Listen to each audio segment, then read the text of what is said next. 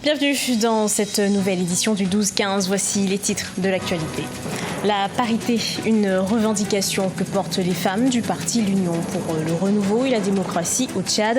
Elles espèrent occuper une place plus importante dans la vie politique du pays. Le parti a tenu une assemblée générale du 31 mai au 1er juin 2019. L'Union africaine et la firme chinoise Huawei ont signé un nouvel accord ce 31 mai. Il porte notamment sur le haut débit, la 5G et l'intelligence artificielle. Pendant une période de 3 ans, Huawei va apporter son expertise pour le développement des TIC sur le continent. Et puis l'édition 2019 du Carrousel international de la mode s'est clôturée ce 1er juin au Congo. Des stylistes venus de divers pays du continent ont présenté leurs créations. Le Carrousel international de la mode est devenu un rendez-vous incontournable sur le continent. La parité, c'est ce que demande au Tchad l'organisation des femmes du parti L'Union pour le renouveau et la démocratie pour les prochaines échéances électorales. Les cadres du parti y voient un challenge face aux habitudes sociales et culturelles qui ne favorisent pas l'implication des femmes en politique dans le pays. Reportage de notre correspondant Mamat Ramadan, commenté par Nathalie Mo. En marge de leur assemblée générale qui s'est tenue du 31 mai au 1er juin 2019 dans la capitale N'Djamena, l'organisation des femmes du parti L'Union pour le renouveau et la démocratie vise la parité dans les candidatures aux prochaines échéances électorales. Elles comptent ainsi jouer leur partition dans les fonctions électives conformément à la loi sur la parité au Tchad et espèrent convaincre les femmes à s'impliquer davantage dans la politique. Vous savez que dans le parti politique, les femmes sont toujours à la queue. Nous ne voulons pas nous affirmer. Ça, c'est notre faute. Ou soit nous, on attend pour que les élections s'approchent et nous sortons nombreuses, c'est pour applaudir les hommes. Mais l'heure n'est plus à l'applaudissement pour les hommes. Nous devons nous affirmer pour arracher maintenant notre parité. Une revendication que les cadres du parti trouvent légitime mais très ambitieuse parce qu'ils estiment que les pesanteurs sociales et culturelles sont très présentes dans les prises de décision à travers le pays et ne favorisent pas l'implication effective des femmes dans la lutte politique. C'est trop facile de dire que la femme est notre mère, notre épouse et notre consultante. On oublie souvent de dire que la femme est la vraie combattante de liberté. Pour rappel, selon le dernier recensement général de la population, les femmes représentent environ 53% de la population tchadienne. Mais ce fort pourcentage ne se traduit pas dans les fonctions électives et nominatives dans le pays, cause du faible engagement de ces dernières dans la politique. Intensification des opérations de sécurisation au Burkina Faso, elle bénéficie d'une amélioration des capacités opérationnelles et organisationnelles des forces armées nationales.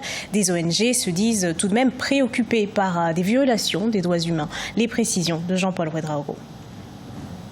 Face au difficile combat contre le terrorisme, le gouvernement burkinabé, il y a quelques semaines, a été pris à partie par des organisations de défense des droits humains. Celles-ci ont allégué de graves violations survenues au nord du pays, notamment dans les villages de Quin et Ban, où les opérations de sécurisation menées par les forces armées nationales auraient occasionné de nombreuses pertes en vie humaine et plusieurs milliers de déplacés. Des allégations que réfute le gouvernement, même s'il reconnaît cependant l'intensification effective des opérations dans les zones dites criminogènes. Je voudrais rappeler que nos forces armées nationales et nos forces de sécurité intérieure interviennent dans le cadre de la loi. Et notre pays respecte et entend respecter toutes les conventions qu'il a signées en matière de droits humains. Depuis l'éclatement du phénomène de l'extrémisme violent dans la partie ouest du continent, le pays, de l'avis des autorités, a toujours su prouver son hospitalité légendaire.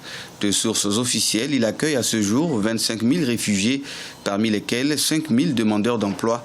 Il est également à noter environ 150 000 déplacés internes dus à l'insécurité et aux conflits communautaires. Ils sont accueillis et protégés dans les sites d'accueil du Sahel, du centre-nord, du nord, de l'Est et du Centre, conformément aux conventions internationales relatives à la protection et à l'assistance aux personnes déplacées internes.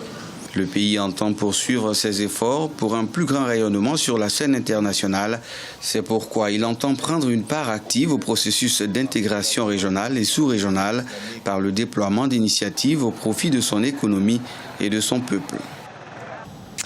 Nouvel accord de coopération entre le géant technologique Huawei et l'Union africaine. Les deux structures ont signé un nouvel accord ce 31 mai pour le renforcement du partenariat technique qui existe depuis plusieurs années. L'accord porte sur 5 domaines dont la 5G et l'intelligence artificielle. Les précisions de Corinne Kamsel.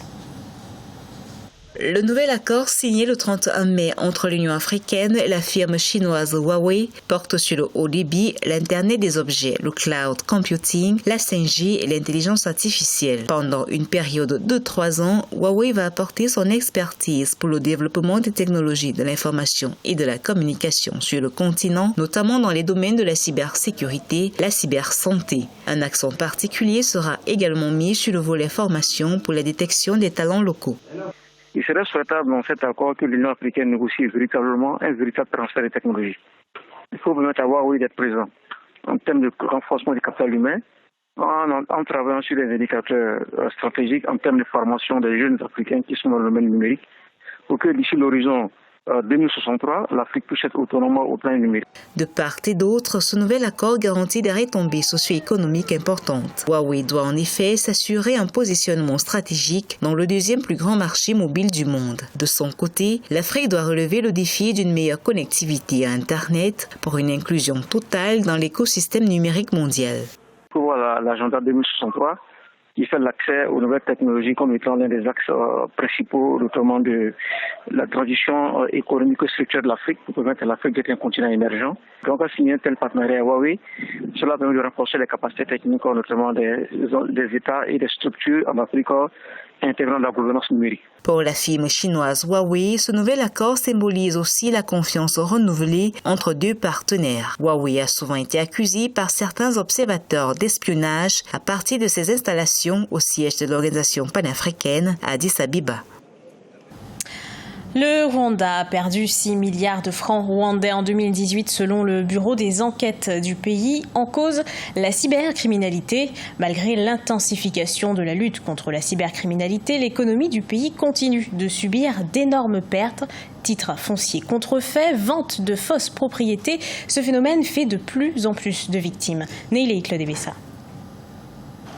Au Rwanda, la fraude informatique met à mal l'économie du pays. En 2018, le Bureau rwandais de l'investigation a révélé que le pays a perdu 6 milliards de francs rwandais. Durant la même année, le pays a enregistré 113 cas de cybercriminalité, des données qui ont connu une hausse considérable comparé aux 47 cas de 2017 ayant coûté 400 millions de francs rwandais. Le produit étant nouveau, la connexion étant excellente, les deux combinés font que des arnaqueurs, des hommes de peu de foi rentrent dans le circuit pour opérer en cybercriminalité sous toutes ses formes, sous la forme de fausses identités, sous la forme de piratage de comptes bancaires.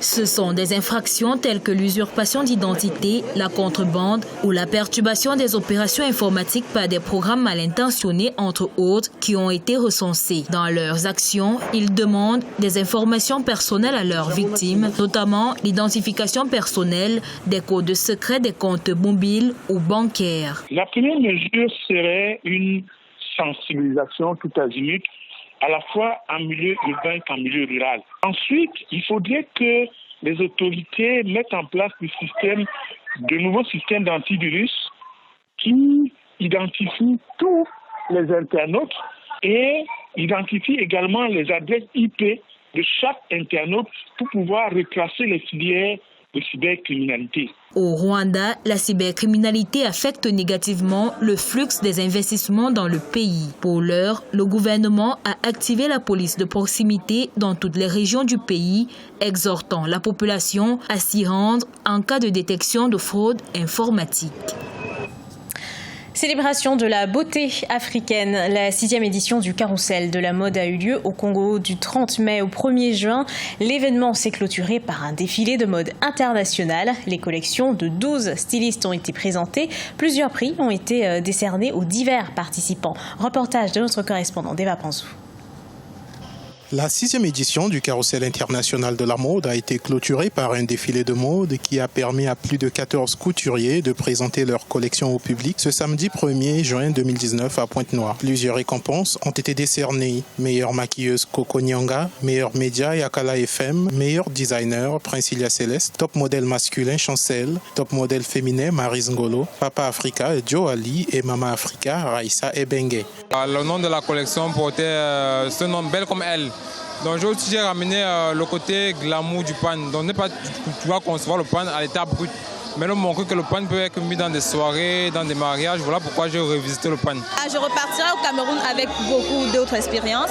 Je vais parler, je vais partager la bonne nouvelle aux Camerounais. Déjà pour l'hospitalité ici au Congo, j'ai été très bien accueillie. L'édition 2019 du Carrousel international de la mode a connu la participation des stylistes venus des pays tels que le Congo-Brazzaville, le Burkina Faso, le Cameroun, le Bénin, l'Angola, la France, le Sénégal. Le défilé de clôture a été une réussite grâce à la qualité des stylistes et des mannequins selon les organisateurs. On a fait un très bon choix de diversité entre les stylistes. Vous avez remarqué que les stylistes avaient chacun vraiment leur goût différent. Chacun a fait son show de sa façon. La créativité était très différente. Donc du coup, on en a eu pour tous les goûts. Aussi, il y a eu une particularité du fait qu'on a ajouté une master chef cette année pour la formation de ceux qui souhaitent faire du maquillage leur profession. Le Carrousel international de la mode est devenu un rendez-vous incontournable continental qui a réuni au cours des 6 dernières éditions les esprits créatifs africains dans la ville océane de la République du Congo. Notons que diverses activités telles que la masterclass make-up, un concours de nouveaux talents et une exposition et vente ont été valorisées.